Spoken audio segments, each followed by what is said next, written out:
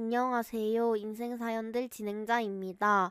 오늘도 채널에 방문해주셔서 감사합니다. 2026년 4월 7일 사연 시작하도록 하겠습니다. 야, 병원에서 연락 왔어. 내일 항암 안 되면 엄마 죽는다고. 너 미쳤어?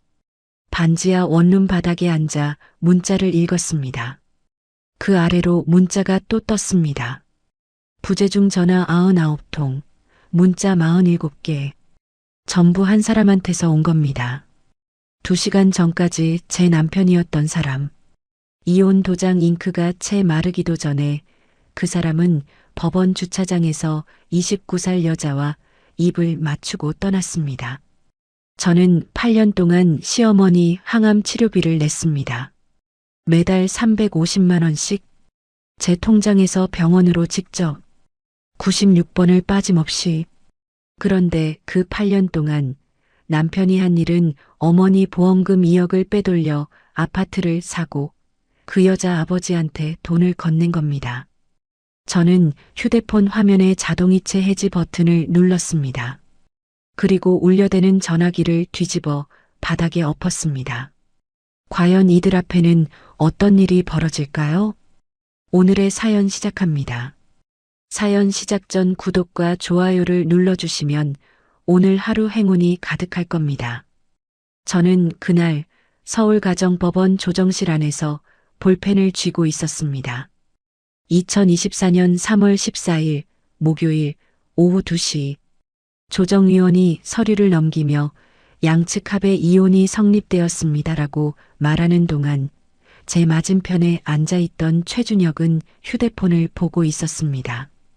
여러분, 12년을 함께 산 사람이 이혼 서류에 도장을 찍는 순간에도 고개 한번 들지 않더라고요. 저는 떨리는 손으로 한서진 세 글자를 또박또박 적었습니다. 잉크가 마르기도 전에 준혁은 벌떡 일어나더니 조정위원에게 목례 한번 하고 복도로 나갔습니다. 저는 서류를 정리하는 척하면서 창문 너머 주차장을 내려다봤습니다. 검은색 SUV 한 대가 정문 앞에 서 있었고 운전석 옆 조수석 문이 열려 있었습니다. 준혁이 성큼성큼 걸어가더니 조수석에 탔습니다. 그 순간 운전석에서 여자 한 명이 몸을 기울여 준혁의 볼에 입을 맞추는 게 보였습니다. 분홍빛 립스틱이 번지는 게 4층 창문에서도 보일 만큼 선명했습니다. 저는 그 여자의 얼굴을 몰랐습니다. 그때까지는요. 조정실을 나서는데 다리에 힘이 풀려서 복도 의자에 주저앉았습니다. 핸드백 안에 들어있는 것이라고는 지갑 하나, 휴대폰 하나, 그리고 편의점에서 산 삼각김밥 하나뿐이었습니다. 통장 잔고는 83만 원.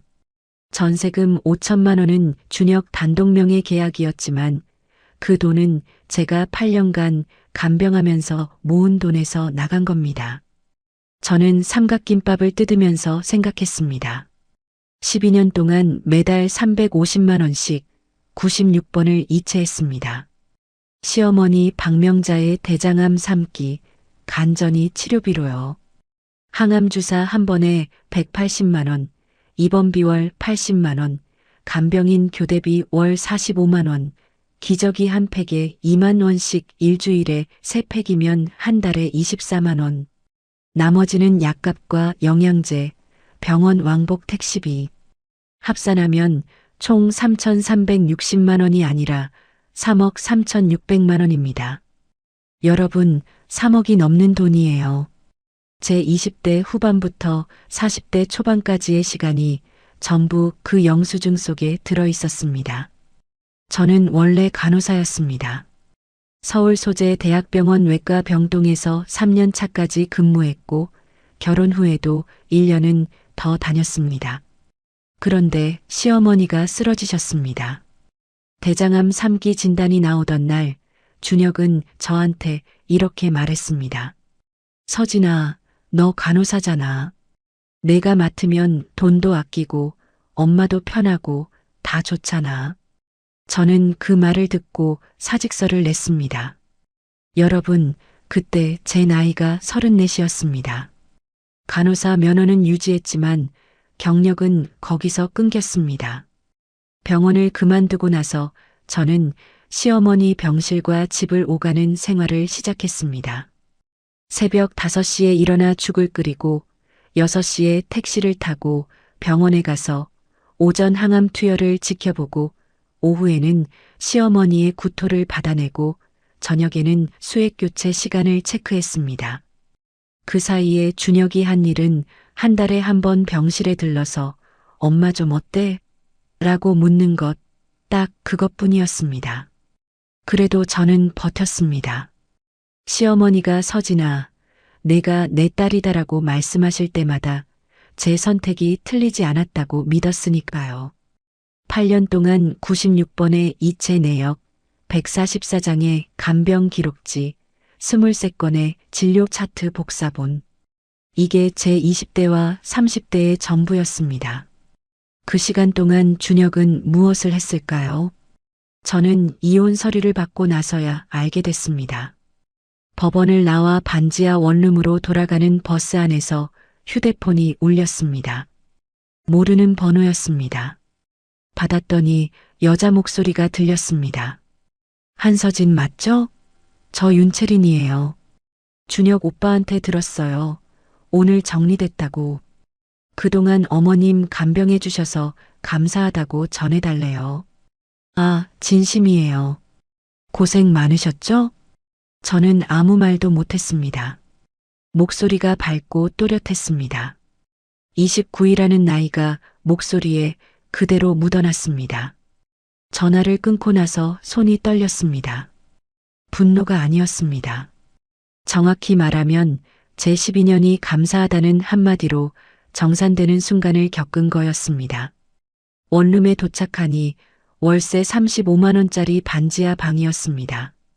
보증금 500만 원, 부동산 중개비 45만 원, 통장에 남은 83만 원에서 이번 달 월세를 빼면 48만 원, 편의점 알바 시급 9,860원으로 주 5일 6시간씩 일하면 월 78만 원 남짓입니다. 저는 신발도 벗지 않고 방바닥에 주저앉아서 휴대폰 자동이체 내역을 열었습니다. 매월 15일 350만 원, 수신자 한양대학교 병원. 다음 이체 예정일은 3월 15일. 내일이었습니다. 저는 1분을 고민했습니다. 그리고 자동이체 해지 버튼을 눌렀습니다. 8년간 단 한 번도 빠지지 않았던 이체가 멈추는 순간 휴대폰 화면에 자동이체가 해지되었습니다라는 알림이 떴습니다. 죄책감이 올라왔지만 동시에 가슴 어딘가에서 숨통이 트이는 느낌이 들었습니다. 그날 밤 11시부터 준혁의 전화가 시작됐습니다. 첫 번째 전화를 무시했습니다. 두 번째도 세 번째도 문자가 쏟아졌습니다. 야, 병원에서 연락 왔어. 내일 항암제 비용 결제 안 되면 치료 중단된대. 너 미쳤어? 서진아, 엄마 죽으면 너 때문이야. 알아? 제발 전화 좀 받아. 이러다 진짜 큰일 나. 저는 그 문자들을 하나하나 스크린샷으로 저장했습니다. 99통의 부재중 전화, 47개의 문자. 저는 한 통도 받지 않았습니다. 그리고 다음 날 아침 병원 원무과에 전화를 걸어 한마디만 했습니다. 저 한서진입니다. 오늘부로 박명자 환자의 보호자 자격과 비용 결제 권한을 해제해 주세요. 원무과 직원이 잠시 침묵하더니 본인 확인 절차를 진행했고 해제가 완료됐습니다. 저는 전화를 끊고 나서 옷장 구석에 쌓아둔 박스를 열었습니다.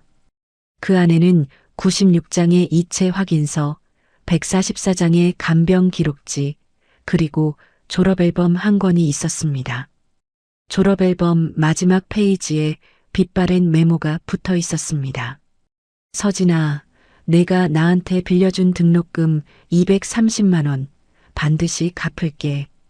강도윤. 그 이름 석자가 눈에 들어오는 순간 저는 12년 만에 처음으로 계산을 시작했습니다. 여러분, 저는 버려진 아내가 아니었습니다. 3억 3,600만 원의 채권자였습니다. 이혼 다음 날 3월 15일 금요일 아침 9시 저는 편의점 출근 전에 휴대폰을 열었습니다. 카카오톡 알림이 12개 쌓여 있었는데 전부 예전 직장 동료 이수경한테서 온 거였습니다. 첫 번째 메시지에 링크 하나가 붙어 있었고 그 아래 이수경이 이렇게 적어놨더라고요. 서진아, 이거 너 아니야? 지금 맘카페에서 난리 났어. 빨리 봐. 저는 링크를 눌렀습니다. 네이버 맘카페 살림의 여왕 게시판이었습니다. 제목이 이랬습니다. 시어머니 암 투병 중인데 며느리가 치료비 끊고 도망갔습니다. 조회수가 이미 4,200을 넘어가고 있었고 댓글이 347개 달려 있었습니다. 작성자 닉네임은 체린맘예비. 여러분, 그 이름을 보는 순간 심장이 멈추는 것 같았습니다. 게시글 내용은 이랬습니다. 남편 친구의 전 부인인데요. 시어머니가 대장암 3기로 항암 치료 중이에요. 그런데 이혼하자마자 치료비 자동이체를 끊어버렸대요. 병원에서 내일 항암 못한다고 연락이 왔는데 전화를 안 받는데요. 이런 사람이 간호사 출신이래요. 어떻게 사람이 이럴 수 있죠? 그 아래 제 얼굴 사진이 올라가 있었습니다. 결혼식 때 찍은 사진에서 준혁은 잘라내고 제 얼굴만 확대한 거였습니다. 댓글을 읽기 시작했습니다. 간호사가 환자 치료비를 끊어? 사람이 아니네. 시어머니한테 잘해주는 척하다가 이혼하니까 본색이 나왔구만. 이런 며느리는 이름이랑 얼굴 다 공개해야 됨. 남편이 불쌍하다. 엄마 치료비 때문에 얼마나 급하겠어. 347개 댓글 중에 제 편은 단 한 개도 없었습니다. 저는 화면을 내리다가 손가락이 떨려서 휴대폰을 떨어뜨렸습니다. 바닥에 떨어진 휴대폰 액정에 금이 하나 갔는데 그 금 사이로 댓글이 계속 올라오고 있었습니다. 편의점에 출근해서 카운터 앞에 섰는데 아무것도 할 수가 없었습니다. 삼각김밥 진열대를 채우다가 손에서 김밥이 미끄러져 바닥에 떨어졌고 점장이 쳐다보면서 한마디 했습니다. 서진 씨, 컨디션 안 좋으면 오늘 조퇴해요. 대신 시급은 빠지는 거 알죠? 저는 고개를 숙이고 계속 일했습니다. 6시간 근무, 시급 9,860원, 오늘 일당 59,160원. 이 돈을 놓칠 수 없었습니다. 통장 잔고 48만 원에서 다음 달 월세 35만 원을 빼면 13만 원이 남습니다. 13만 원으로 한 달을 살아야 합니다. 편의점 유통기한 임박 도시락을 직원 할인 50%에 사면 한 끼에 2,000원. 하루 2끼씩 30일이면 12만 원. 교통비, 통신비, 생필품비를 합치면 이미 마이너스입니다. 퇴근 후 원룸에 돌아와서 다시 맘카페를 열어봤습니다. 조회수가 1만 1,000을 넘었고 댓글은 520개로 늘어나 있었습니다. 그리고 새 게시글이 하나 더 올라와 있었습니다. 속보 치료비 끄는 며느리 신상 추가 정보. 그 글에는 제가 졸업한 대학교 이름, 예전 근무했던 병원 이름, 심지어 제가 사는 동네 이름까지 적혀 있었습니다. 작성자는 다른 닉네임이었지만 글 말투가 첫 번째 게시글과 똑같았습니다. 저는 이수경한테 전화를 걸었습니다. 수경아, 그 카페 게시글 작성자 프로필 좀 볼 수 있어? 이수경은 그 카페 5년차 회원이었습니다. 이수경이 작성자 프로필을 눌러보고 알려줬습니다. 가입일 2024년 3월 14일. 제 이혼 당일이었습니다. 게시글 작성 시간은 3월 14일 밤 11시 42분. 준혁이 저한테 99통의 전화를 퍼붓기 시작한 시간이 밤 11시였으니까 전화를 돌리면서 동시에 게시글을 올린 겁니다. 아니, 준혁이 직접 쓴 게 아닐 수도 있습니다. 그 시간에 옆에 있던 사람은 윤채린이니까요. 서진아, 이거 가입하자마자 바로 글 올린 거야. 프로필 사진이 고양이인데 그 고양이 사진 어디서 봤는지 알아? 이수경이 인스타그램 캡처 하나를 보내줬습니다. 윤채린의 인스타그램이었습니다. 같은 고양이 사진이 2024년 1월에 올라와 있었고 그 아래 준혁이 하트 이모티콘을 눌러놓은 게 보였습니다.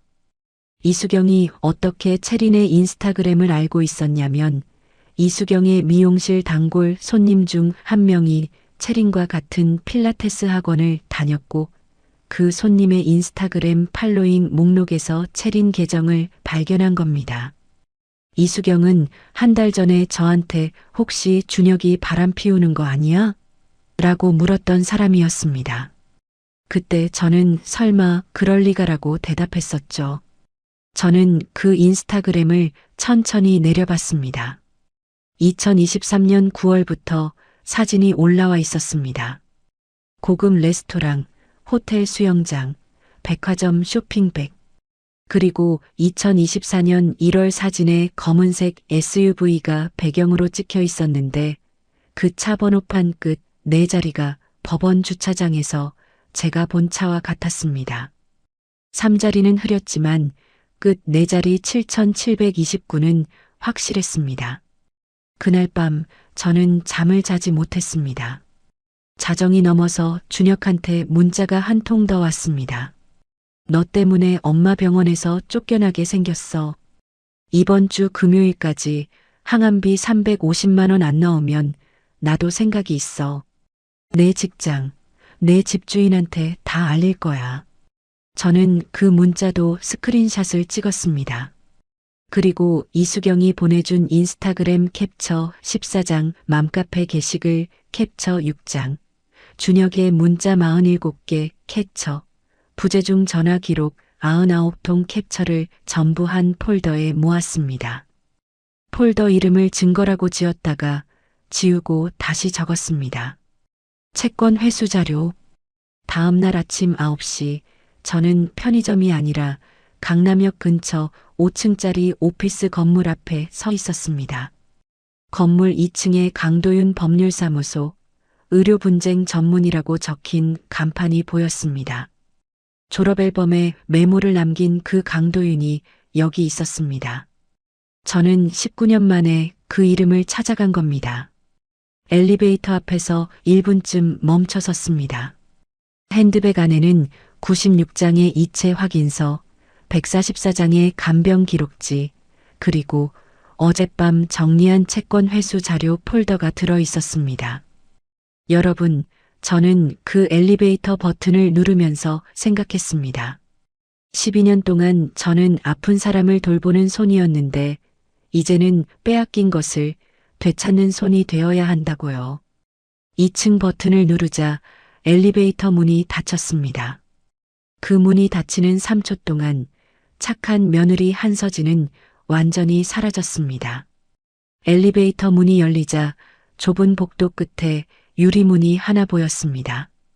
강도윤 법률사무소라고 적힌 명패 옆에 의료분쟁보험소송 전문이라는 작은 글씨가 붙어 있었습니다.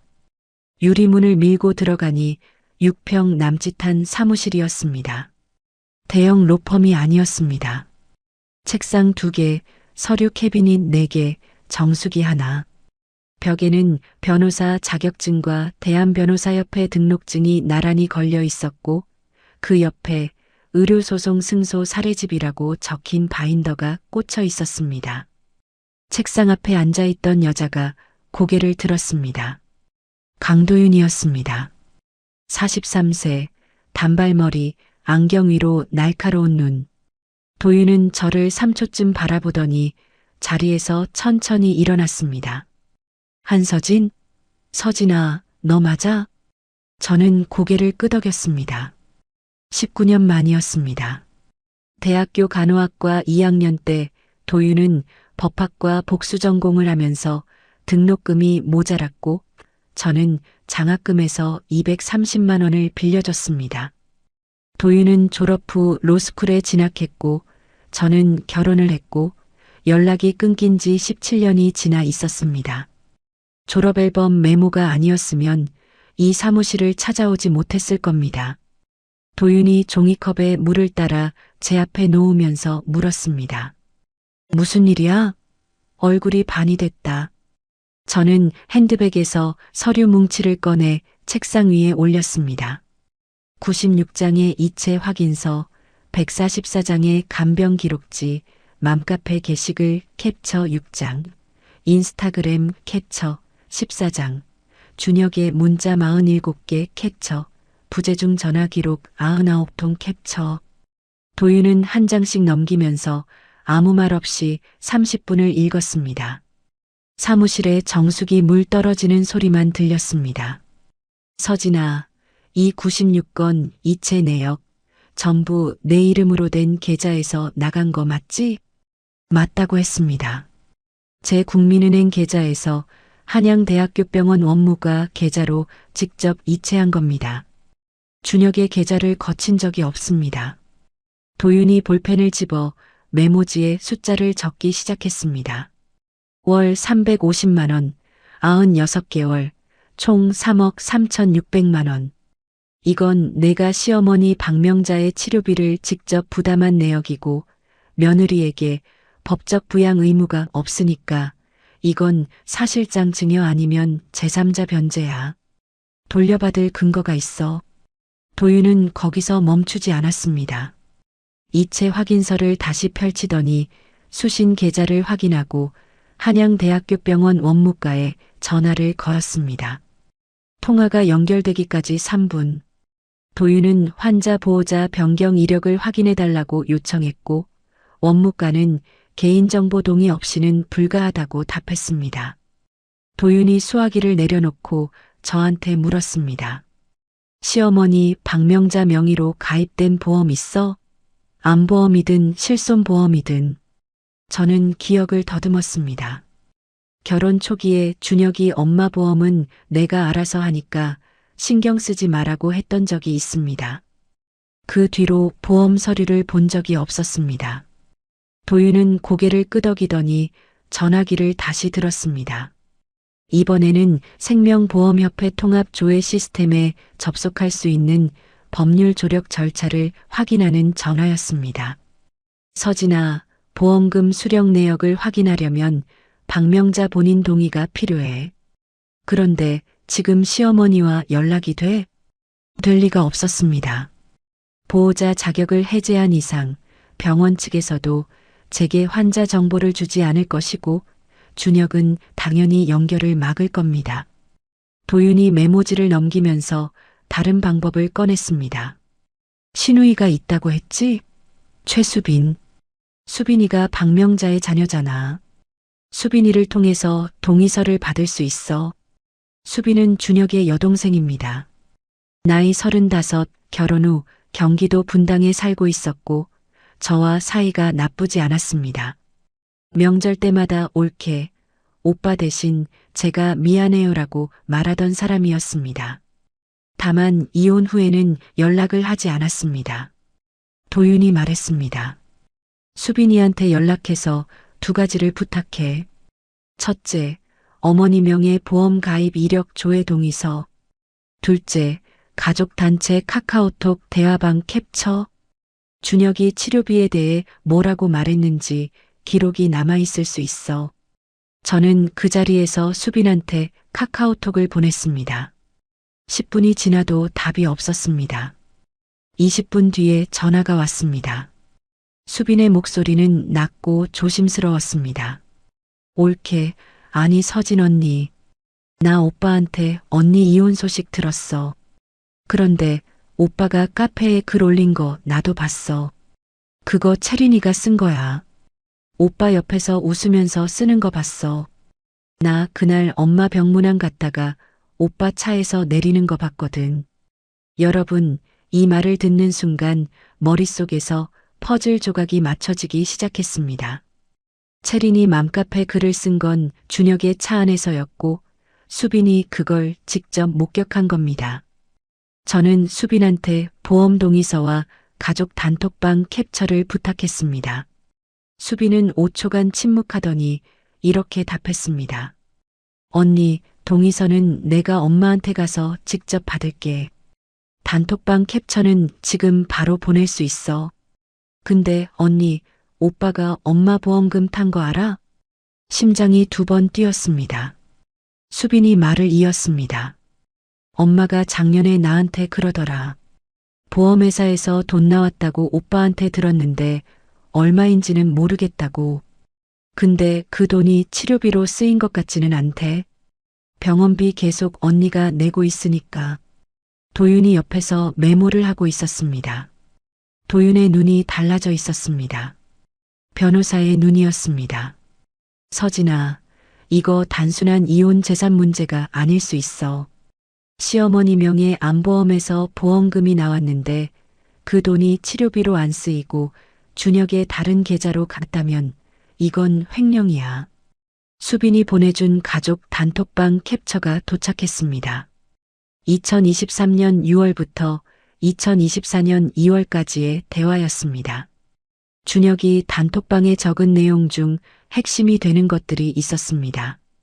엄마 치료비는 서진이가 알아서 하고 있으니까 걱정 마. 보험금은 내가 관리하고 있어. 나중에 정산할게. 수빈아, 넌 신경 쓰지 마. 다 처리하고 있어. 도윤은 이 캡처들을 한 장씩 출력하면서 날짜와 내용을 표로 정리하기 시작했습니다. 그날 오후 3시, 도윤은 저한테 2가지를 정리해 줬습니다. 첫째, 민사소송 방향.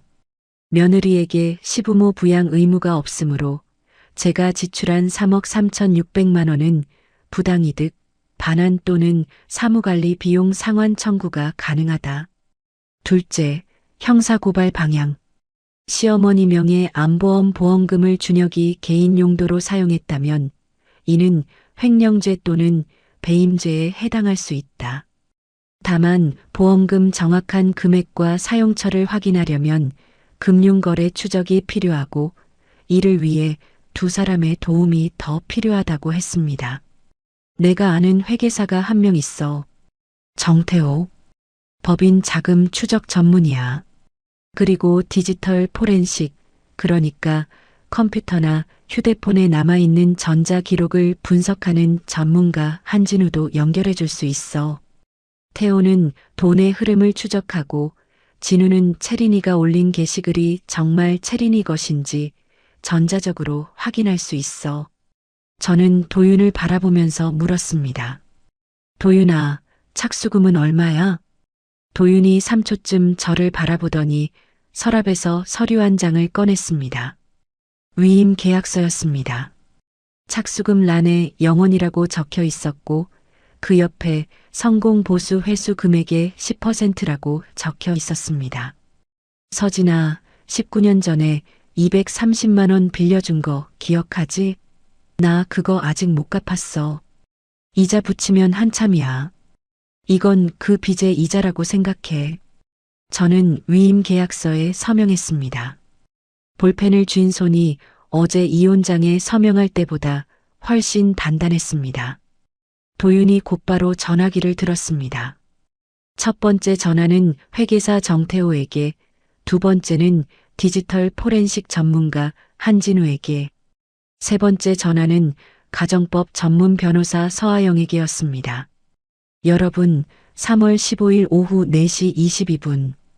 그 시각부터 저의 팀이 만들어졌습니다. 법률, 회계, 디지털 분석. 저 혼자서는 할 수 없는 일이었습니다. 하지만 19년 전에 빌려준 230만 원이 변호사 한 명을 데려왔고 그 변호사가 회계사와 포렌식 전문가를 데려왔습니다. 돈은 없었지만 96장의 영수증과 144장의 간병 기록지가 있었습니다. 그리고 그날 저녁 수빈한테 카카오톡이 하나 더 왔습니다. 언니, 엄마 보험 동의서 받았어. 내일 아침에 사무소로 가져갈게. 저는 휴대폰을 내려놓고 반지하 방 천장을 올려다봤습니다. 천장에 물 얼룩이 3개 있었습니다. 어제까지는 그 얼룩이 제 인생처럼 보였는데 오늘은 달라 보였습니다. 내일부터 진짜 싸움이 시작되는 겁니다. 3월 18일 월요일 오전 10시 강도윤 법률사무소에 네 사람이 모였습니다. 도윤, 회계사 정태호, 가정법 전문 변호사 서하영, 그리고 저. 6평짜리 사무실 책상 위에 서류가 세 뭉치로 나뉘어 놓여 있었습니다. 첫 번째 뭉치는 수빈이 전날 가져온 박명자 명의 보험 조회 동의서와 가족 단톡방 캡처 37장. 두 번째는 제가 정리한 96건의 이체 확인서와 144장의 간병 기록지 사본. 세 번째는 도윤이 주말 동안 정리한 법률 검토 메모 12페이지. 도윤이 첫 번째 서류를 펼쳤습니다. 수빈이 동의서를 들고 생명보험협회 통합조회 시스템에 전화 요청을 넣었고 그 결과가 팩스로 도착해 있었습니다. 박명자 명의로 가입된 보험은 두 건이었습니다. 첫째, 삼성생명 암보험 2011년 가입, 월 보험료 18만 7천 원, 진단금 1억 원. 둘째, 하나생명 실손의료보험 2013년 가입, 월 보험료 9만 2천 원, 암보험 진단금 1억 원은 2016년 8월에 지급 완료. 실손보험 보장 한도 누적 청구액은 1억 1,500만 원으로 2016년부터 2023년까지 7년간 분할 지급. 합산하면 총 2억 1,500만 원이었습니다. 여러분, 2억 1,500만 원입니다. 제가 8년 동안 매달 350만 원씩 96번을 이체한 총액이 3억 3,600만 원인데 그 기간 동안 보험에서 2억 1,500만 원이 나왔다는 뜻입니다. 그 돈이 치료비로 쓰였다면 제가 부담할 금액은 1억 2,100만 원이면 충분했습니다. 나머지 2억 1,500만 원은 어디로 간 겁니까? 정태호가 안경을 밀어 올리면서 팩스 서류의 수령 계좌란을 가리켰습니다. 수령 계좌를 보세요. 두 건 모두 같은 계좌입니다. 우리은행, 예금주 C&J 컴퍼니, C&J 컴퍼니. 저는 그 이름을 들어본 적이 없었습니다. 태호가 노트북을 열고 국세청 홈택스 사업자 등록 공개 정보를 조회했습니다.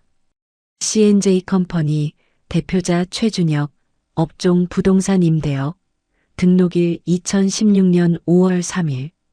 시어머니가 암 진단을 받은 게 2016년 4월이었고 보험 진단금 1억 원이 지급된 게 2016년 8월이었습니다. 준혁은 어머니의 암 진단 한 달 뒤에 법인을 설립하고 3달 뒤에 보험금을 그 법인 계좌로 수령한 겁니다. 서하영 변호사가 메모를 하면서 물었습니다. 서진 씨, 이 회사에 대해서 남편한테 들은 적 있어요? 한 번도 없었습니다. 준혁은 직업을 프리랜서 컨설턴트라고 했고 명함에도 개인 이름만 적혀 있었습니다. 법인이 있다는 말을 한 적이 없습니다. 하영이 고개를 끄덕이면서 도윤을 봤습니다. 이거 전형적인 1인 법인 사적 유용 패턴이에요. 본인 돈이든 어머니 보험금이든 법인 계좌에 넣어놓고 법인 경비로 뺐으면 세금도 줄이고 나중에 추적도 어렵게 만드는 거죠. 태호가 노트북 화면을 돌려서 보여줬습니다. 국세청 공개 정보만으로는 법인 내부 거래 내역까지는 볼 수 없지만 등기부등본을 통해 이 법인이 소유하거나 임대한 부동산이 있는지 확인할 수 있다고 했습니다. 태호가 인터넷 등기소에 접속해서 C&J 컴퍼니 명의 부동산을 검색했습니다. 결과가 두 건 나왔습니다. 첫째, 경기도 용인시 수지구 아파트 84제곱미터, 2019년 매입, 매매가 4억 2천만 원. 둘째, 서울 강남구 역삼동 오피스텔 33제곱미터, 2022년 매입, 매매가 2억 8천만 원. 저는 그 화면을 보면서 숨이 막혔습니다. 제가 반지하 원룸에서 월세 35만 원을 걱정하고 있을 때 제 돈으로 치료비를 내는 동안 빠져나간 보험금으로 아파트와 오피스텔이 사진 겁니다. 태호가 등기부등본에 을고 그러니까 대출과 담보 기록을 확인하면서 말했습니다. 용인 아파트는 근저당 설정이 하나 있는데 채권자가 개인이에요. 윤상철, 금액 1억 2천만 원. 윤상철, 윤채린의 아버지입니다. 도윤이 볼펜을 탁 내려놓았습니다. 정리하자.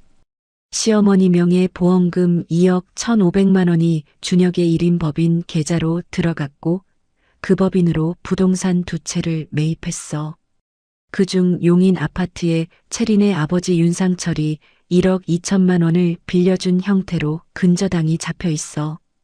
이건 보험금 횡령의 법인 사적 유용, 거기에 상간녀 측과의 자금 연결까지 있는 거야. 하영이 법률 메모에 적고 있던 내용을 읽어줬습니다. 이혼 후 재산분할 청구 소멸시효는 2년이므로 2026년 3월까지 소송을 제기해야 한다. 현재 2024년 3월이니까 시간은 충분하지만 보험금 횡령건은 형사 공소시효가 5년이므로 2021년 이전 거래부는 시효가 임박해 있다. 빨리 움직여야 한다. 도윤이 저한테 물었습니다. 서진아, 시어머니한테 이 사실을 알려야 해. 보험금이 치료비로 안 쓰이고 준혁의 법인으로 갔다는 걸 시어머니 본인이 알아야 진술서를 쓸 수 있어. 수빈이한테 부탁해서 병실에서 만날 수 있겠어? 저는 수빈한테 전화를 걸었습니다. 수빈은 망설이다가 한 가지 조건을 걸었습니다. 언니, 엄마한테 충격 줄 수 있어. 내가 먼저 엄마 상태 확인하고 의사 선생님한테 면담 가능한지 물어볼게. 엄마 지금 3차 항암 중간이라 몸이 많이 약해져 있거든. 맞는 말이었습니다. 박명자는 대장암 3기에 간 전이까지 진행된 상태였고 3차 항암 치료가 중단되면 종양이 다시 커질 수 있다고 담당이가 말한 적이 있었습니다. 제가 치료비 이체를 끊은지 나흘째. 병원이 즉시 치료를 중단하지는 않겠지만 미수금이 쌓이면 다음 항암 스케줄에 영향이 갈 수 있습니다. 그 사이 태호는 법인 계좌의 자금 흐름을 더 정밀하게 추적하기 위해 필요한 절차를 설명했습니다. 민사소송을 제기하면서 법원에 금융거래정보 제출 명령을 신청할 수 있습니다. 그러면 C&J 컴퍼니 우리은행 계좌의 입출금 내역 전체를 받을 수 있어요. 거기서 보험금 2억 1,500만 원이 어디로 빠져나갔는지 한 건씩 추적하면 됩니다. 도윤이 화이트보드에 구조도를 그렸습니다.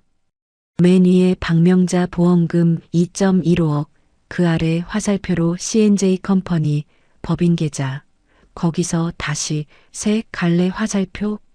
첫째, 용인 아파트 매입 4.2억 중 일부. 둘째, 역삼 오피스텔 매입 2.8억 중 일부. 셋째, 윤상철 근저당 1.2억. 화이트보드 한쪽에 빨간 글씨로 사용처 미상 추정 3,500만 원 이상이라고 적었습니다. 저는 그 화이트보드를 휴대폰으로 찍었습니다.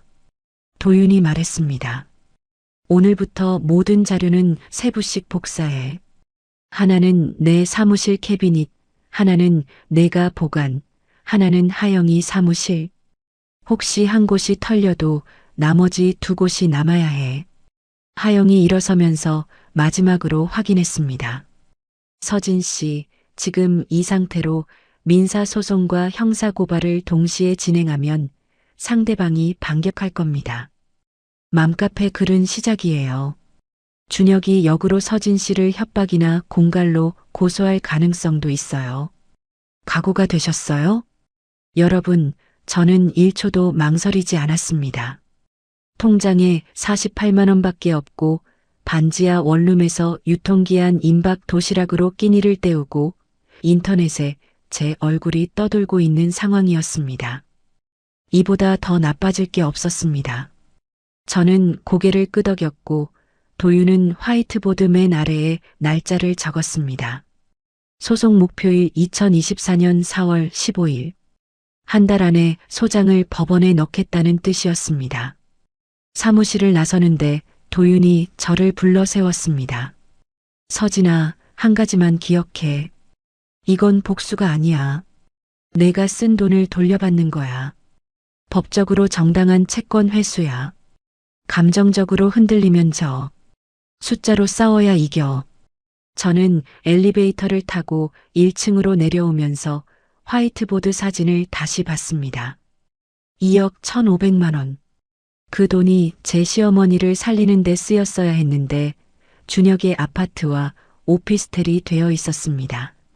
그리고 그 부동산에 채린 아버지의 돈이 엮여 있었습니다. 저는 건물 밖으로 나와 강남역 사거리 횡단보도 앞에 섰습니다. 신호가 빨간불이었습니다. 파란불로 바뀌기를 기다리는 47초 동안 저는 96장의 영수증이 법정에서 어떤 무게를 가질지 계산하고 있었습니다. 4월 첫째 주 도윤의 사무실에서 3주간의 준비 작업이 마무리됐습니다. 책상 위에는 A사 바인더 3권이 놓여 있었습니다.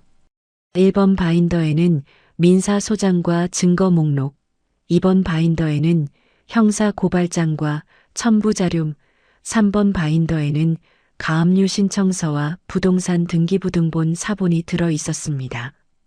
도윤은 3주 동안 잠을 4시간씩 자면서 소장을 썼고 하영은 가정법 판례 47건을 뒤져서 며느리의 시부모 부양 의무 부존재에 대한 대법원 판결문 3건을 찾아냈습니다. 태호는 C&J 컴퍼니에 공개된 재무정보와 부동산 등기 기록을 교차 대조해서 자금 흐름 추정표를 만들었습니다. 4월 8일 월요일 오전 9시 30분 저는 도윤, 하영과 함께 서울중앙지방법원 민사접수창구 앞에 줄을 섰습니다. 9시 40분에 접수 순서가 왔고 도윤이 소장 3부와 증거 목록 일부를 창구에 제출했습니다. 소장의 청구 취지는 이랬습니다. 피고 최준혁은 원고 한서진에게 부당이득금 3억 3,600만 원 및 이에 대한 지연이자를 지급하라.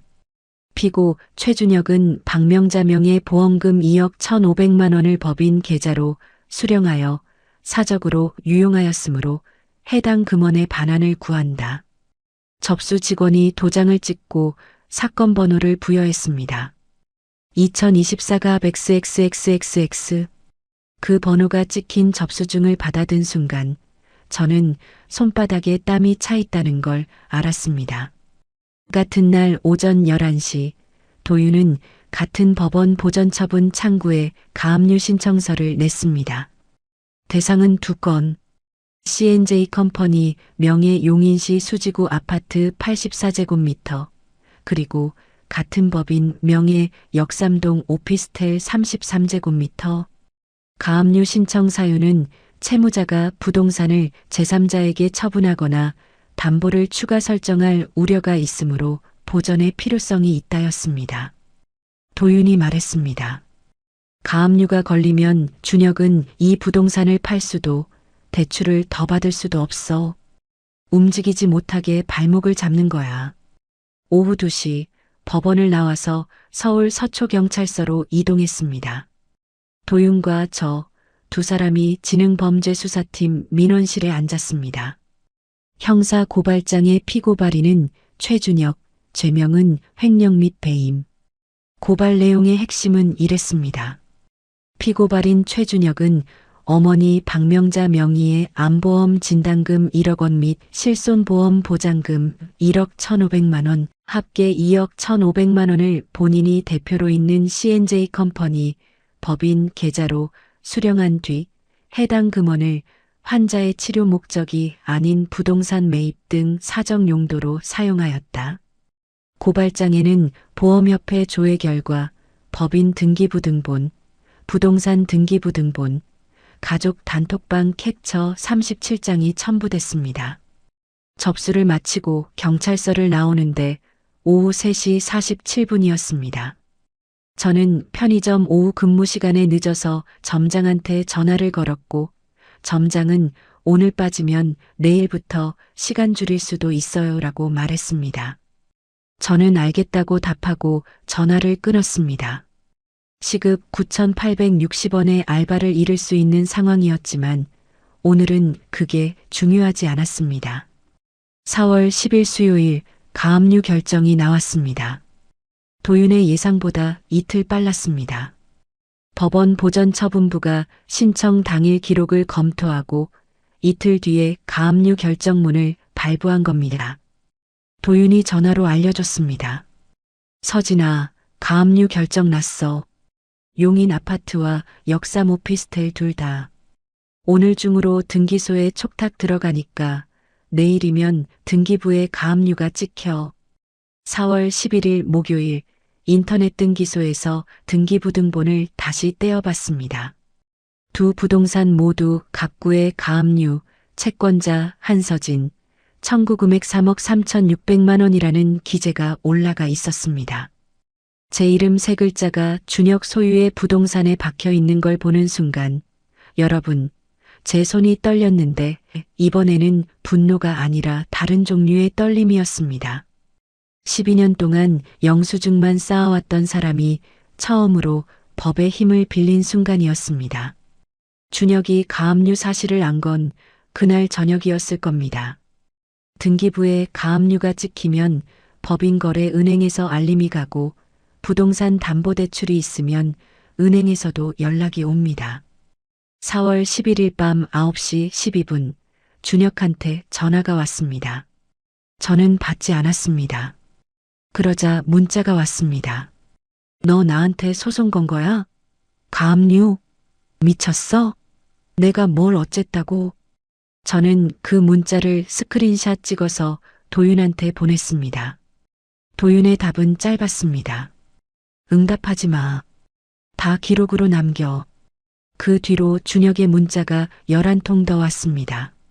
처음에는 협박투였고 중간에는 회유투로 바뀌었고 마지막에는 사정하는 투가 됐습니다. 서진아, 우리 그래도 12년인데 이렇게까지 할 거야? 엄마가 이 사실 알면 충격받아. 너도 그거 원하는 거 아니잖아. 내가 잘못한 거 있으면 만나서 이야기하자. 소송은 취하해. 저는 12통의 문자를 전부 스크린샷으로 저장했습니다. 답장은 한 통도 하지 않았습니다. 그리고 4월 12일 금요일 아침 준혁의 전화기가 꺼졌습니다. 전화를 걸면 전원이 꺼져 있는 상태라는 안내 메시지만 나왔습니다. 도윤은 이 상황을 예상했다는 듯이 말했습니다. 도망치는 게 아니라 변호사를 구하러 간 거야. 이제 상대편도 법률 대리인을 세울 거고 다음 연락은 변호사를 통해 올 거야. 그 사이 다른 일이 진행되고 있었습니다. 디지털 포렌식 전문가 한진우가 맘카페 게시글의 작성자 추적 결과를 보내왔습니다. 진우는 게시글에 첨부된 제 결혼식 사진의 파일 속성을 분석했습니다. 사진 파일의 최종 수정 시각은 2024년 3월 14일 오후 11시 38분이었고 원본 사진의 촬영 기기 정보에는 아이폰 15 프로 맥스가 찍혀 있었습니다. 제 휴대폰은 갤럭시 A24이고 준혁의 휴대폰도 갤럭시 S23이었습니다. 아이폰 15 프로 맥스를 쓰는 사람은 채린이었습니다. 이수경이 확보한 채린의 인스타그램 게시물에서 셀카 속 휴대폰 케이스가 아이폰 15 프로 맥스용이었고 진우가 인스타그램 사진들의 공개 메타데이터를 대조해서 동일 기기 사용을 확인한 겁니다. 여러분, 이게 왜 중요하냐면요. 맘카페 게시글을 올린 사람이 채린이라는 물증이 만들어진 겁니다. 게시글 작성자 닉네임이 채린맘예비인 것만으로는 증거가 약하지만 첨부 사진의 기기 정보와 채린의 인스타그램 기기 정보가 일치하면 이건 명예훼손 고소의 핵심 증거가 됩니다. 도윤은 이 자료를 받자마자 추가 고소장을 준비하기 시작했습니다. 피고소인 윤채린, 죄명정보통신망법 위반 명예훼손 및 개인정보보호법 위반. 한편 수빈한테서 연락이 왔습니다. 언니, 엄마한테 말씀드렸어. 보험금이 오빠 회사로 갔다는 거. 엄마가 한참 동안 아무 말도 못 하시더니 내가 그 돈 준 적 없다. 보험금 나온 건 알았는데 준혁이가 치료비로 쓴다고 했다고 하셨어. 수빈은 병실에서 박명자의 이 말을 녹음하지는 못했지만 메모지에 시어머니가 한 말을 받아 적었고 그 자리에 간병인 정순이가 함께 있었다고 했습니다. 정순이는 제가 8년간 함께 교대 간병을 했던 60세 간병인으로 시어머니와 저 두 사람의 간병 생활을 가장 가까이에서 지켜본 증인이었습니다. 도윤이 이 소식을 듣고 즉시 두 가지를 지시했습니다.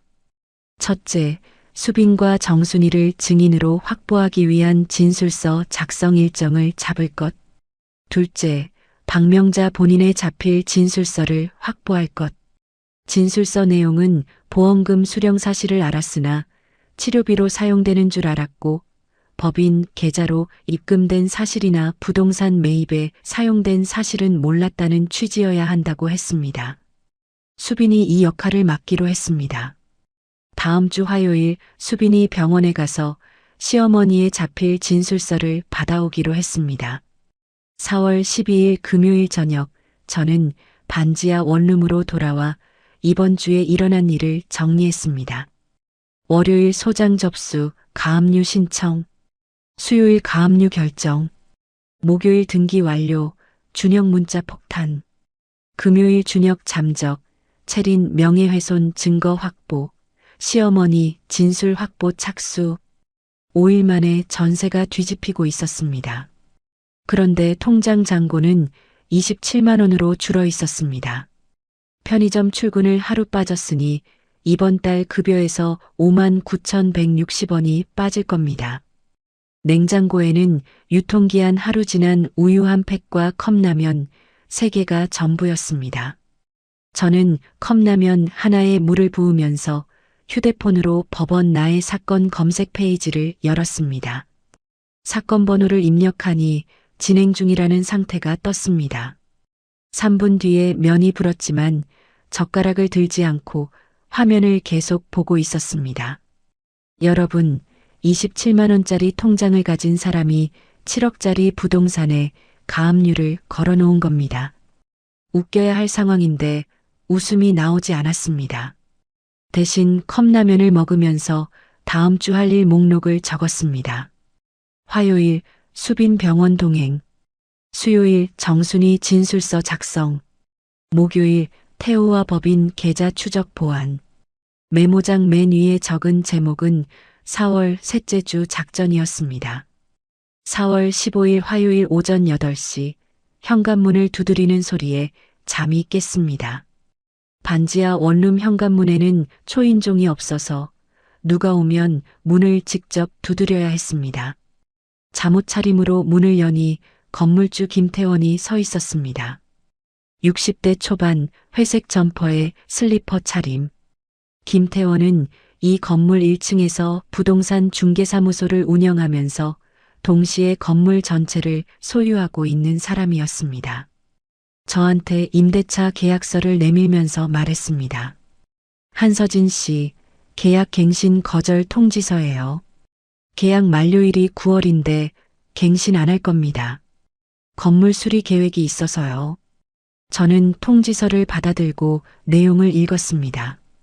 임대차보호법상 갱신 거절 사유로 건물의 대수선 계획이 적혀 있었고 하단에 김태원의 도장이 찍혀 있었습니다. 9월이면 5달 뒤입니다. 보증금 500만 원을 돌려받는다 해도 서울에서 500만 원으로 들어갈 수 있는 방은 거의 없습니다. 저는 김태원한테 물었습니다. 건물 수리 계획이라는 게 구체적으로 뭔가요? 이 건물 외벽이나 배관 공사 예정이 있나요? 김태원은 눈을 피하면서 그건 나중에 알려줄게요라고 말하고 돌아갔습니다. 저는 문을 닫고 휴대폰을 들어 도윤한테 통지서 사진을 찍어 보냈습니다. 10분 뒤 도윤에게서 답이 왔습니다. 서진아, 임대차보호법 제6조 23에 따르면 갱신 거절 사유가 대수선이면 실제 공사 계획서와 허가증이 있어야 해. 구청 건축과에 이 건물 수선 허가 신청 내역이 있는지 확인해 볼게. 아마 없을 거야. 도윤의 예상대로였습니다. 그날 오후 도윤이 관할 구청 건축과에 정보 공개 청구를 넣었고 3일 뒤 회신이 왔습니다. 김태원 소유 건물에 대한 대수선 허가 신청 내역은 없었습니다. 갱신 거절의 법적 요건을 충족하지 못한 겁니다. 그런데 제가 궁금했던 건 다른 거였습니다. 왜 하필 지금 소송을 시작한 직후에 갱신 거절이 날아온 걸까? 4월 17일 목요일 그 의문이 풀렸습니다. 태호가 김태원의 부동산 중개사무소 사업자 정보를 조회하다가 한 가지를 발견했습니다. 김태원의 중개사무소가 2023년에 중개한 거래 목록 중에 역삼동 오피스텔 33제곱미터 매수인 C&J 컴퍼니라는 기록이 있었던 겁니다. 준혁이 2022년에 매입한 역삼동 오피스텔의 중개를 김태원이 한 거였습니다. 김태원과 준혁은 단순한 건물주와 세입자 관계가 아니라 부동산 거래로 이미 연결되어 있었습니다. 저는 이 사실을 도윤한테 전달했고 도윤은 곧바로 하영한테 넘겼습니다. 하영이 말했습니다. 이건 제3자를 통한 간접적 압박이에요. 소송 상대방이 원고의 주거를 불안하게 만들어서 소송 의지를 꺾으려는 전형적인 패턴이죠. 갱신 거절 무효 확인과 동시에 소송 방해 정황 증거로 활용할 수 있어요. 그런데 갱신 거절은 시작이었습니다. 같은 날 오후 5시 도윤의 사무실로 등기우편이 하나 도착했습니다. 발신인은 법무법인 정앤리, 대리인 변호사 정기훈. 봉투를 열자 반소장이 나왔습니다. 피반소원고 한서진에 대하여 반소원고 최준혁은 다음과 같이 반소를 제기한다.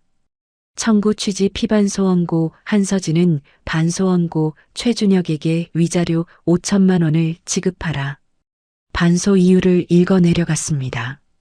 피반소원고 한서진은 이혼 후 반소원고의 어머니 박명자에 대한 항암 치료비 자동이체를 일방적으로 중단하여 환자의 치료에 중대한 위험을 초래하였다. 이는 사회 통념상 용인되기 어려운 가혹행위에 해당하며 반소원고 및 그 가족에게 극심한 정신적 고통을 가하였다. 여러분, 제가 8년간 치료비를 낸 사람인데 치료비를 그만 내는 게 가혹행위라는 겁니다.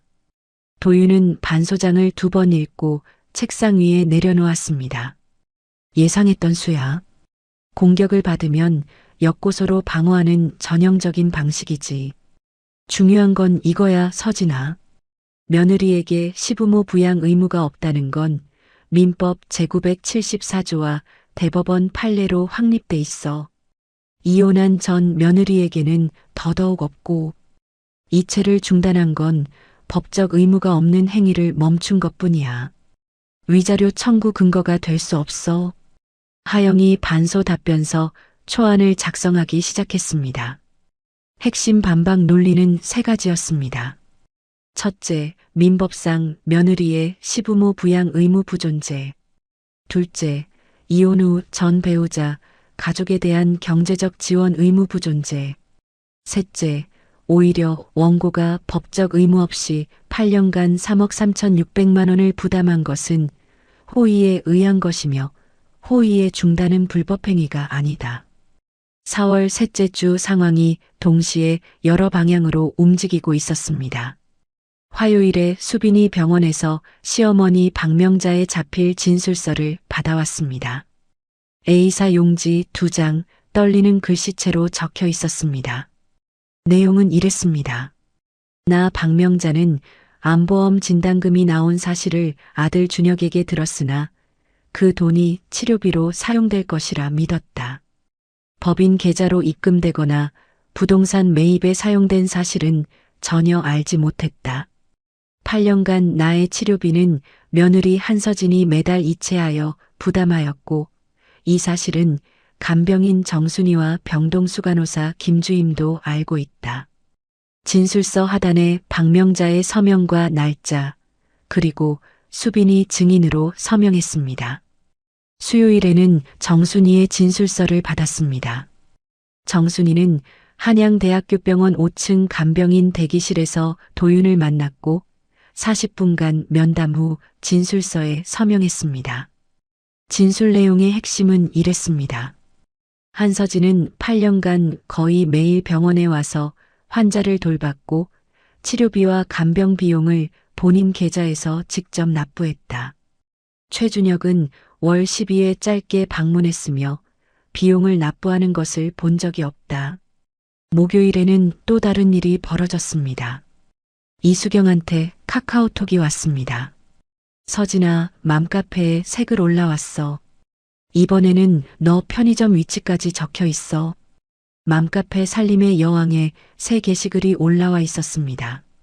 제목 치료비 끄는 며느리, 현재 5호동 편의점에서 알바 중.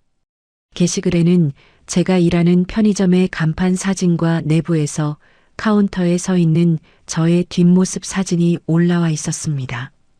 사진이 찍힌 각도로 보아 편의점 입구 유리문 밖에서 촬영한 것이었습니다. 댓글에는 직접 가서 따지자 저런 인간이 편의점에서 일한다고 같은 내용이 달리고 있었습니다. 저는 이수경한테 그 게시글을 전부 캡처해달라고 부탁했습니다. 게시글 작성 시간, 작성자 닉네임, 댓글 전체, 첨부 사진. 이수경이 15분 만에 캡처 22장을 보내왔습니다. 새 게시글의 작성자 닉네임은 나연인의 살림이었고 가입일은 2024년 4월 15일. 갱신 거절 통지서가 날아온 바로 그날이었습니다. 진우한테 이 캡처를 보냈습니다. 진우는 첨부된 편의점 사진 2장의 파일 속성을 분석했고 다음날 결과를 보내왔습니다. 사진 촬영 기기는 삼성 갤럭시 S24 울트라였고 촬영 날짜는 4월 14일 오후 7시 22분이었습니다. 촬영 장소의 GPS 좌표가 사진에 그대로 남아 있었는데 이건 촬영자가 위치 정보 설정을 끄지 않았기 때문입니다. 진우가 말했습니다. 이 사진을 찍은 사람은 편의점에서 약 3m 거리에 서서 촬영했어요. GPS 좌표가 정확하게 편의점 앞 인도를 가리키고 있습니다.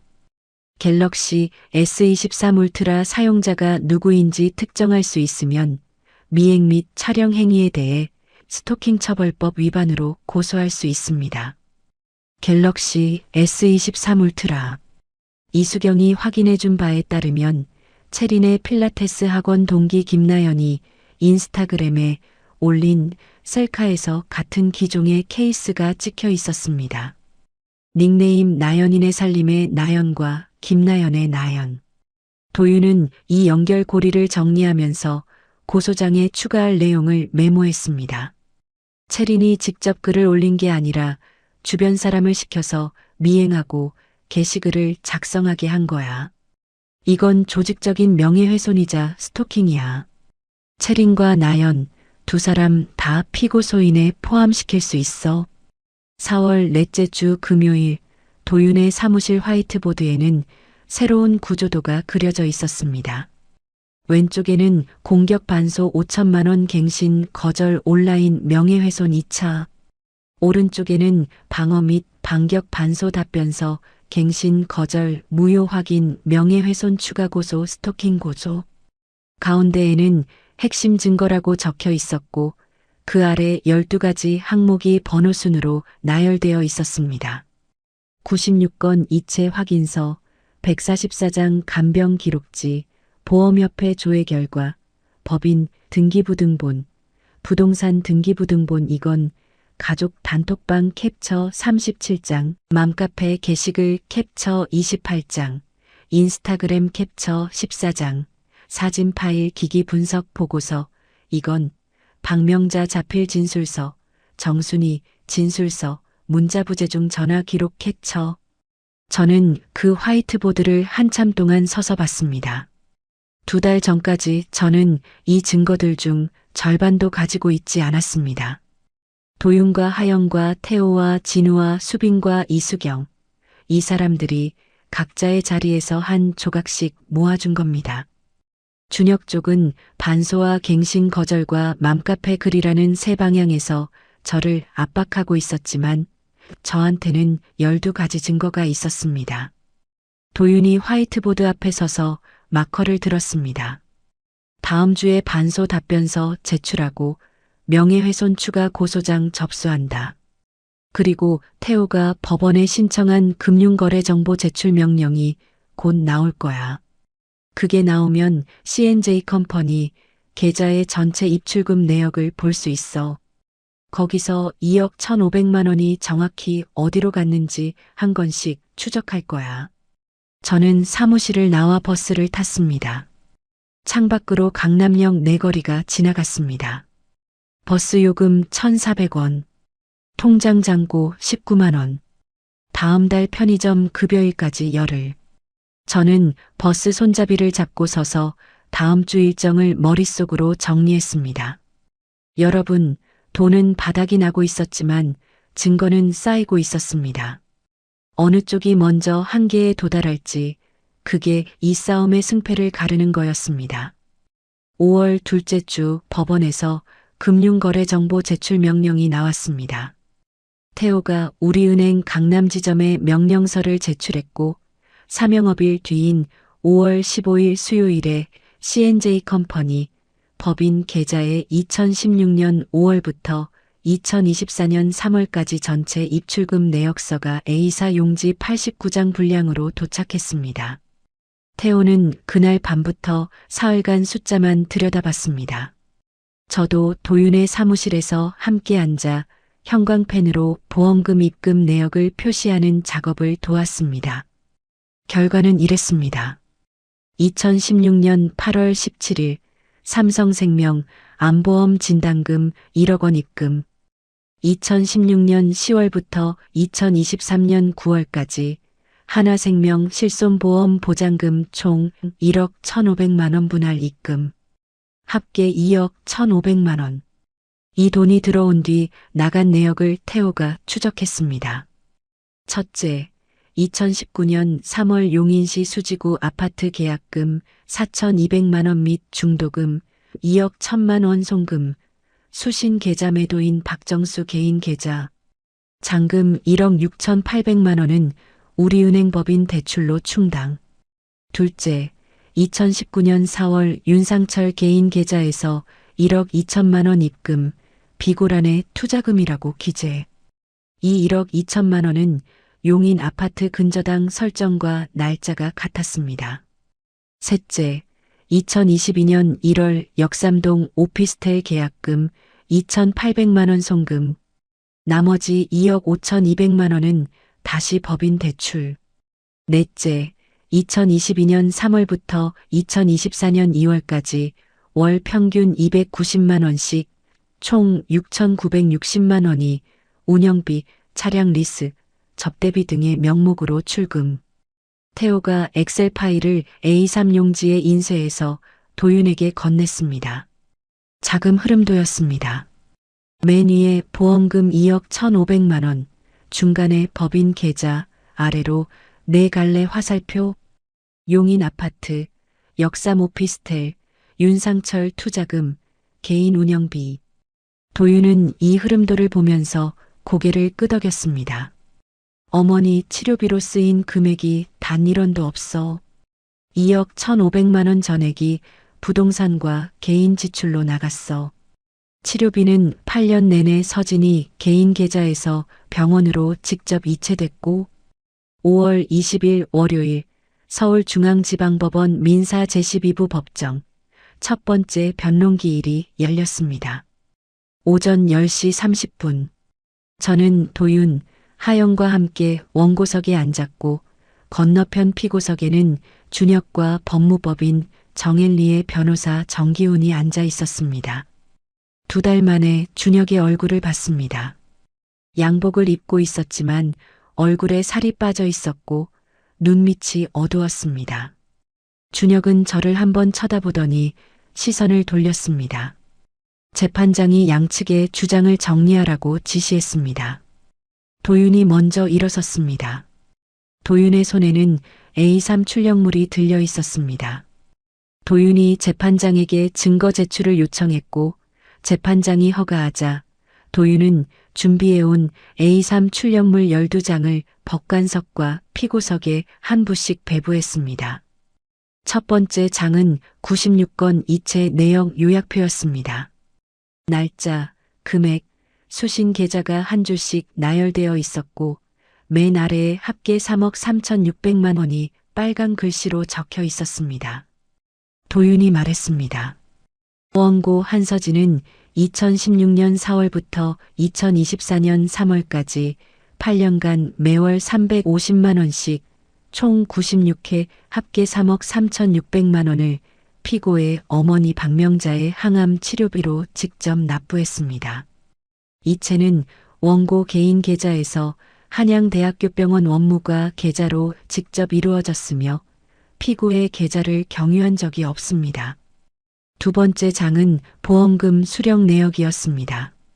삼성생명 1억 원, 하나생명 1억 1,500만 원, 합계 2억 1,500만 원, 수령계좌 C&J 컴퍼니. 세 번째 장은 C&J 컴퍼니 법인 등기부등본. 대표자 최준혁, 설립일 2016년 5월 3일. 네 번째 장부터 여섯 번째 장까지는 태호가 만든 자금 흐름도, 보험금이 법인 계좌에 들어온 날짜, 부동산 매입 대금이 나간 날짜, 윤상철 계좌로 이동한 금액, 개인 운영비로 출금된 내역이 시간순으로 정리되어 있었습니다. 일곱 번째 장은 용인 아파트 등기부등본이었고 여덟 번째 장은 역삼 오피스텔 등기부등본이었습니다. 아홉 번째 장은 박명자의 자필 진술서 사본, 열 번째 장은 정순이의 진술서 사본, 11번째 장은 가족 단톡방 캡처 중 핵심 대화 발췌본으로 준혁이 엄마 치료비는 서진이가 알아서 하고 있으니까 걱정 마, 보험금은 내가 관리하고 있어라고 적은 부분이 형광색으로 간조되어 있었습니다. 12번째 장은 맘카페 게시글과 편의점 미행 사진의 디지털 포렌식 분석 보고서였습니다. 재판장이 12장을 한 장씩 넘기면서 읽었습니다. 법정안이 조용했습니다. 종이 넘기는 소리만 들렸습니다. 재판장이 피고 측을 바라보며 말했습니다. 피고 측, 원고가 제출한 증거에 대해 인부를 밝혀주십시오. 피고 측 변호사 정기훈이 일어섰습니다. 정기훈은 A3 출력물을 넘기면서 30초쯤 침묵했습니다. 그리고 말했습니다. 재판장님, 피고 측은 이체 내역 96건의 존재 자체는 인정합니다. 다만 이는 부부 공동생활 중 상호 합의에 의한 가계 지출의 일부로서 원고의 일방적 부당이득 주장은 사실과 다릅니다. 도윤이 즉시 반박했습니다. 재판장님, 피고와 원고는 이혼한 상태이며 해당 이체는 원고 단독명의 계좌에서 병원으로 직접 이루어졌습니다. 피고 측이 주장하는 상호 합의의 증거가 있습니까? 합의서, 각서 또는 피고가 치료비를 공동 부담했다는 이체 내역이 있습니까? 정기훈이 잠시 멈췄습니다. 현재 그 부분에 대한 자료는 추가 준비 중입니다. 도윤이 재판장을 향해 말했습니다. 원고 측은 피고가 치료비를 단 1원도 부담하지 않았음을 입증할 수 있습니다. 96건의 이체 전액이 원고 명의 계좌에서 출금되었으며 피고 명의 계좌에서 병원으로 이체된 내역은 0건입니다. 또한 피고는 어머니 명의 보험금 2억 1,500만 원을 본인 법인 계좌로 수령한 뒤 치료비가 아닌 부동산 매입과 개인 지출에 사용하였습니다. 이는 환자인 어머니의 동의 없이 이루어진 것으로 박명자 본인의 자필 진술서로 확인됩니다. 재판장이 준혁을 직접 받습니다. 피고 본인에게 묻겠습니다. C&J 컴퍼니 법인 계좌로 수령한 보험금 2억 1,500만 원의 사용처에 대해 설명할 수 있습니까? 준혁이 자리에서 일어섰습니다.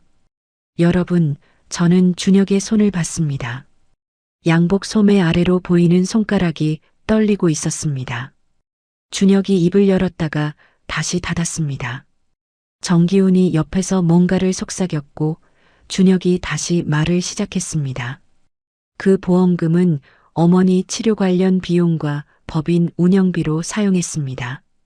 도윤이 자금 흐름도를 가리키며 말했습니다. 재판장님, 법인 계좌 입출금 내역서 89장을 확인한 결과 보험금이 입금된 이후 병원이나 의료기관으로 송금된 내역은 단 한 건도 없습니다. 피고가 말하는 치료 관련 비용의 구체적 내역을 제시해 주시기 바랍니다. 준혁은 대답하지 못했습니다. 5초, 10초, 15초. 법정의 침묵이 길어졌습니다. 재판장이 기록을 넘기면서 말했습니다. 피고 측은 다음 변론기일까지 보험금 사용처에 대한 구체적 소명 자료를 제출하십시오. 그리고 반소 청구에 대해서도 양측 주장을 정리해 오시기 바랍니다. 재판장이 이어서 반소건을 다뤘습니다. 하영이 일어나 반소 답변서의 핵심을 구두로 설명했습니다. 반소 원고 최준혁은 원고의 치료비 이체 중단이 가혹행위라고 주장하지만 민법 제974조에 따라 며느리에게는 시부모에 대한 부양 의무가 없으며 이혼 후에는 더더욱 존재하지 않습니다. 법적 의무가 없는 행위를 중단한 것은 불법 행위가 아닙니다. 오히려 반소 원고는 어머니 명의 보험금 2억 1,500만 원을 수령하고도 치료비에 사용하지 않았으므로 어머니의 치료 위험을 초래한 책임은 반소 원고 본인에게 있습니다. 재판장이 고개를 끄덕이면서 양측의 다음 변론 기일을 6월 10일로 지정한다고 고지했습니다. 법정을 나서는데 준혁과 복도에서 마주쳤습니다. 준혁의 변호사 정기훈이 옆에 서 있었고 정기훈이 준혁의 팔을 잡아 저쪽으로 이끌었습니다. 준혁은 저를 한 번 봤습니다. 12년 결혼 생활 동안 한 번도 본 적 없는 표정이었습니다. 두려움이었습니다. 법원 로비를 나오면서 도윤이 말했습니다. 준혁 측 변호사가 다음 기일까지 보험금 사용처 소명 자료를 내야 하는데 낼 수가 없을 거야. 치료비로 쓴 내역이 없으니까. 법인 계좌 전체가 우리 손에 있어. 준혁이 어떤 숫자를 갖다 붙여도 우리 자료랑 안 맞으면 끝이야. 하영이 덧붙였습니다. 형사 쪽도 움직이고 있어요. 서초경찰서 지능범죄수사팀에서 고발 접수 후 보험금 횡령 건으로 준혁한테 출석 요구서를 보냈대요. 경찰 조사가 시작되면 법인 계좌 외에 개인 계좌까지 추적 범위가 넓어질 수 있어요.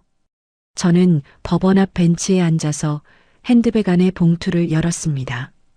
오늘 아침 편의점 점장한테 받은 4월분 급여 명세서, 근무시간 96시간, 세전 94만 6,560원, 새우 수령액 약 85만 원.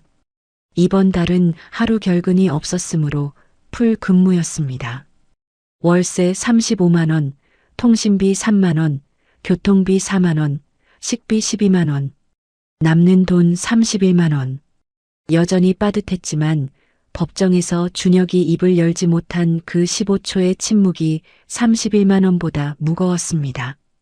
도윤이 벤치 옆에 서서 햇빛을 올려다보면서 말했습니다. 서진아, 다음 기일에 끝장을 내자. 보험금 흐름, 반소 기각, 명예훼손 추가 증거. 세 개를 한꺼번에 들이밀면 상대가 합의로 나올 수밖에 없어. 저는 고개를 끄덕이고 벤치에서 일어났습니다.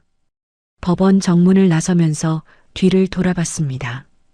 2달 전에 이 건물 4층 조정실에서 이혼장에 서명했을 때는 이 건물이 제 인생의 끝이라고 생각했습니다. 그런데 오늘은 같은 건물 민사법정에서 준혁이 15초 동안 말을 잇지 못하는 걸 봤습니다. 같은 건물인데 저는 완전히 다른 사람이 되어 나온 겁니다. 6월 첫째 주 두 번째 변론기일을 열흘 앞두고 준혁 측에서 먼저 연락이 왔습니다. 정기훈 변호사가 도윤에게 전화를 걸어 합의 의사를 타진한 겁니다. 도윤이 통화 내용을 정리해서 저한테 알려줬습니다. 정기훈이 이렇게 말했어. 의뢰인 최준혁이 원만한 합의를 희망한다. 합의 조건을 협의하고 싶다. 내가 물었지. 합의 조건 제시하라고. 정기훈이 제시한 금액은 5천만 원. 전세금 반환 포함해서.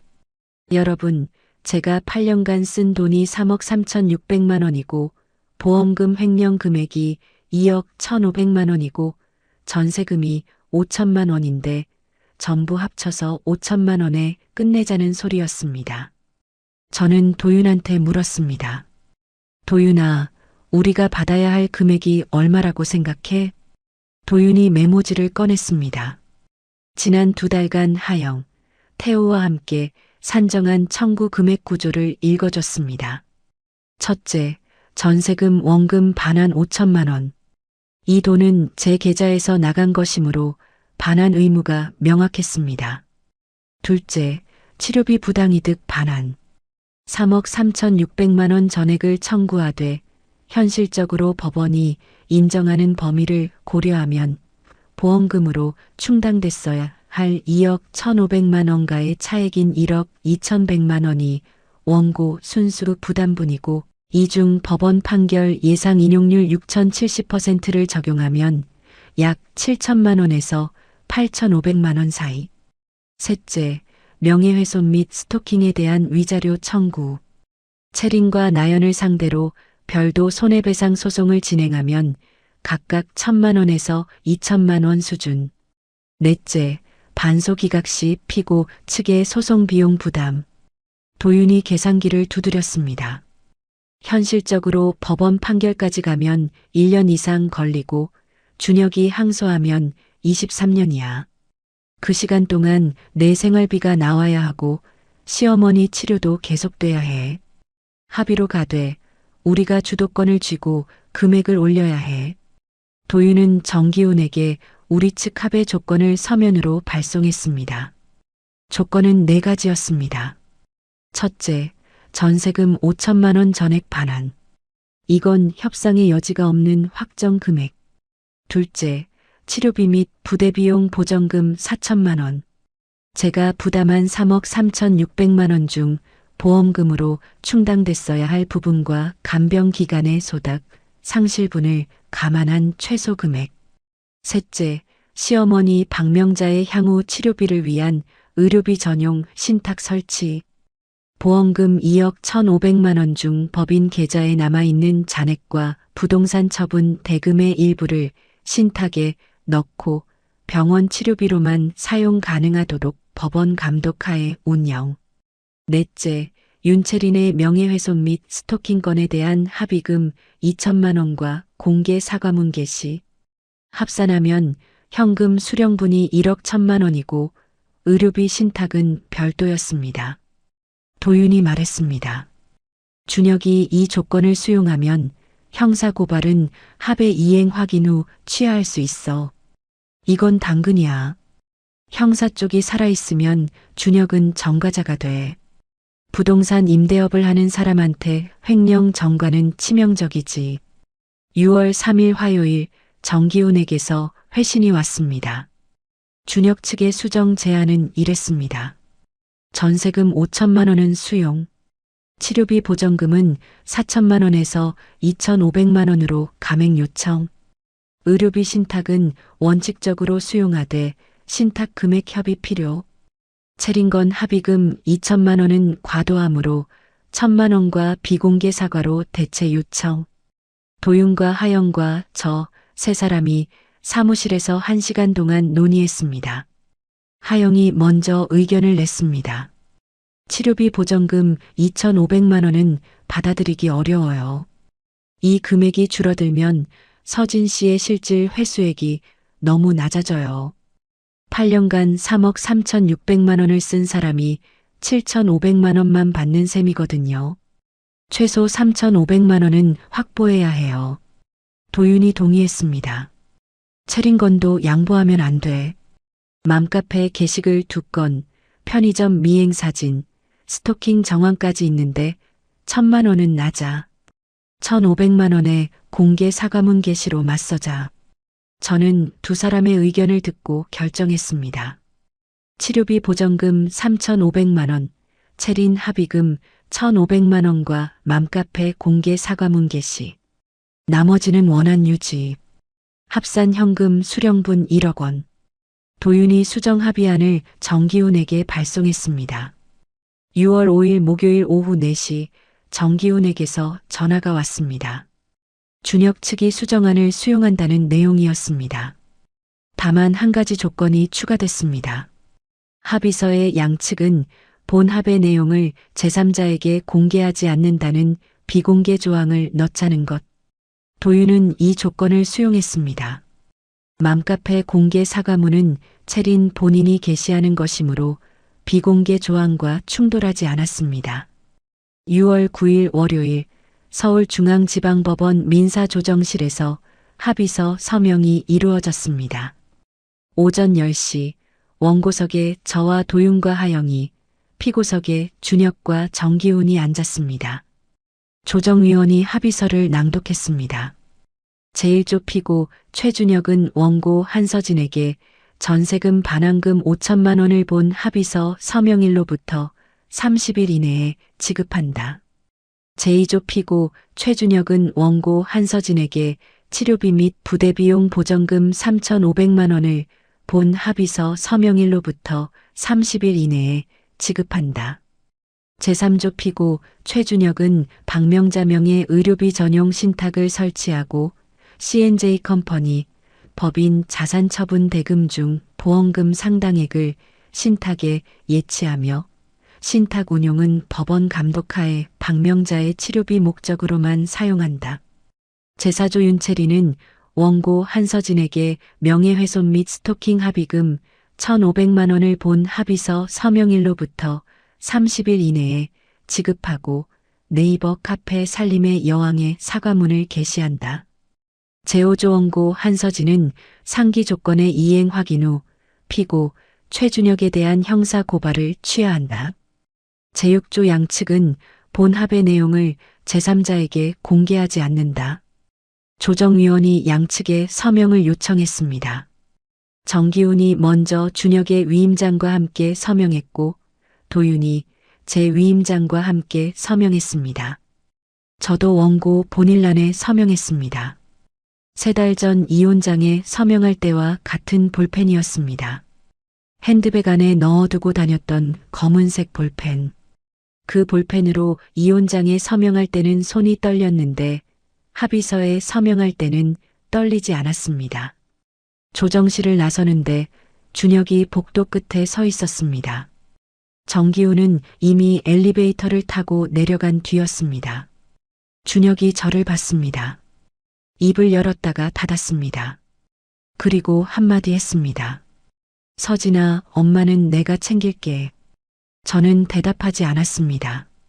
할 말이 없었던 게 아니라 더 이상 그 사람에게 쓸 말이 남아있지 않았습니다. 도윤이 제 옆에서 가볍게 팔을 잡아 엘리베이터 쪽으로 이끌었습니다. 7월 9일 합의금 전액이 입금됐습니다.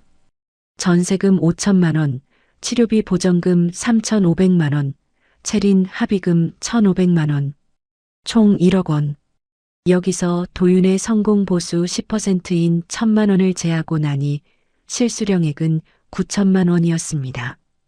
도윤의 수임료에는 태우와 진우의 자문 비용이 포함되어 있었으므로 추가 지출은 없었습니다. 9천만 원. 4개월 전 통장 잔고 83만 원이었던 사람의 통장에 9천만 원이 찍혀 있었습니다. 같은 날 맘카페 살림의 여왕에 채린의 사과문이 올라왔습니다. 이수경이 캡처해서 보내줬습니다.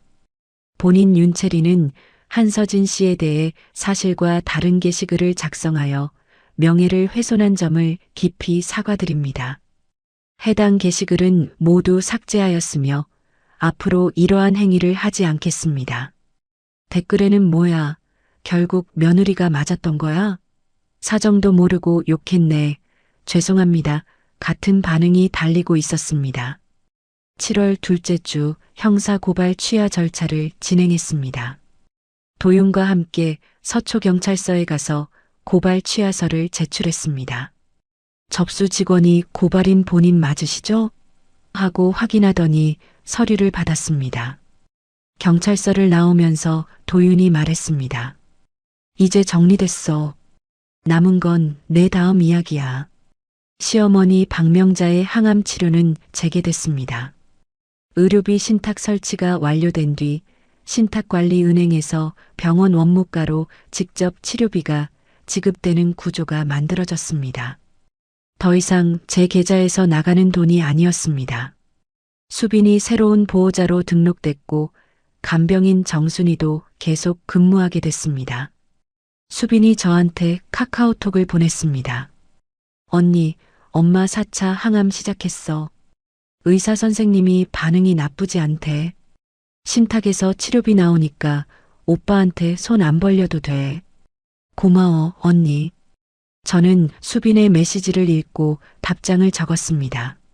수빈아, 어머니 잘 부탁해. 그리고 고마운 건 나야. 내가 동의서 받아주고 단톡방 캡처 보내주고 진술서까지 받아온 거잖아. 그게 없었으면 아무것도 못했어. 8월, 저는 편의점 알바를 그만뒀습니다. 그리고 도윤의 법률사무소에서 파트타임 사무보조로 일하기 시작했습니다. 주 3일, 하루 5시간, 월 급여 120만 원.